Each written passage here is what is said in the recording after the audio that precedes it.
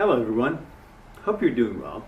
In the past, we've discussed many different topics on this channel having to do with relationships, breakups, emotional challenges, and how we see ourselves, how we get to know ourselves, what do we know about our own psyche, and everything else that we've tried to be helpful and inquisitive and discussed.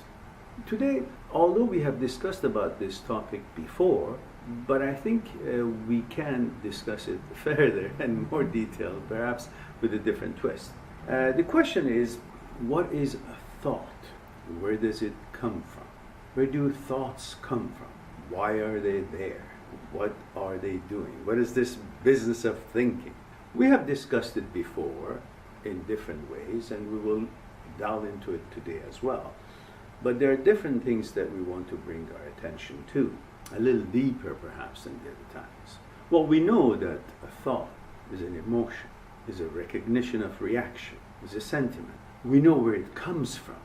We've discussed it before, such as if we go back thousands of years ago, and we discussed that when a caveman just got to come out of the cave and through some of the instinct, survival instinct that he had, he was able to do certain things. That was just about the time that he had found out he can figure out things. He has a capability of sorting things out. So let's say it comes out of the cave, and through his instinct he knows he's hungry. So he sees something round and red on a tree, and instinct tells him you got to eat that, or something nourishing is in there. So he tries to maybe climb up and reach that particular apple, or so to speak, whatever it was. I don't know, apple goes that far or not, but let's say whatever it was. And he puts his foot on a branch, let's say, and it breaks, the branch breaks, he falls. And through that experience of falling, action of going up the branch to catch that whatever it was, falls down and then hurts his ankle, or it hurts his knee, because the knee bounces against the ground. So that whole action of trying to get that and going on top of that branch, and the branch breaking and it falls down, it creates an experience for him. That experience gives him a certain kind of a knowledge, and that knowledge is recorded in his memory, because we are a recording machine. We record 24/7. So that recording helps him to sort things out on the basis of this past knowledge, which came from an experience, which came from an action. And through some other things that he was capable at the time, and experiences, other actions that he makes, other experiences comes about, other knowledge, and the knowledge is captured and recorded in his memory. It eventually creates a bigger and bigger consciousness, the field of the known, where things are known there. From that field of the known, where the inventory of knowledge is, man comes up with thinking, thoughts. A thought is born from that collective information in the consciousness, the memory.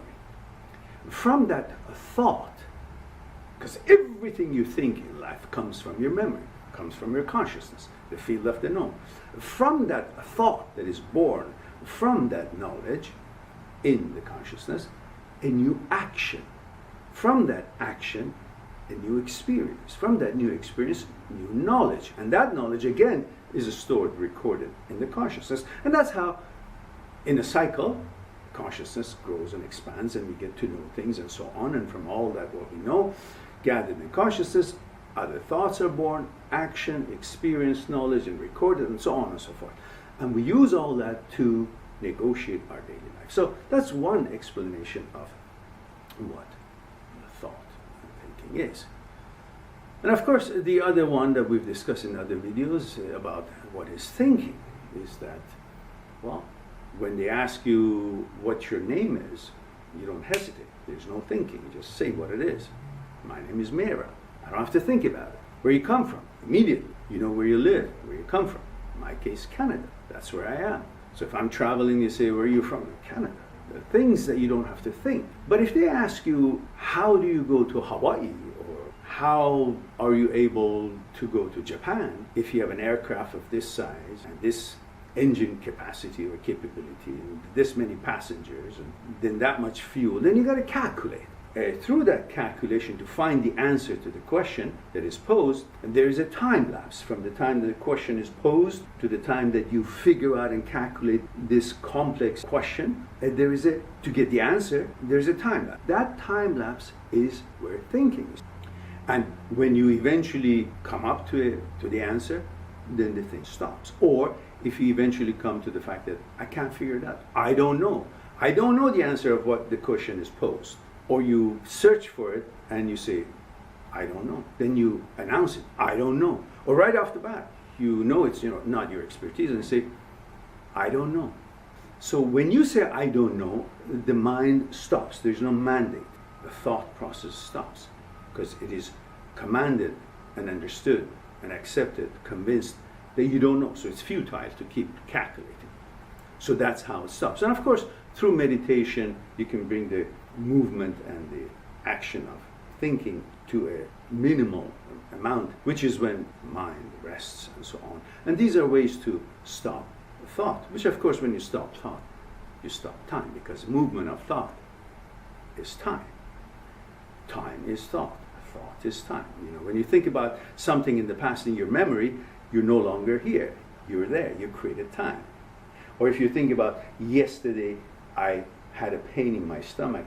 Now I don't. I wonder if I will have again. Then you created time. So a thought created time. So we know all these things. We've discussed about these things in different videos before. So what we want to do is to understand, why do we have this capability of thinking? What is it for?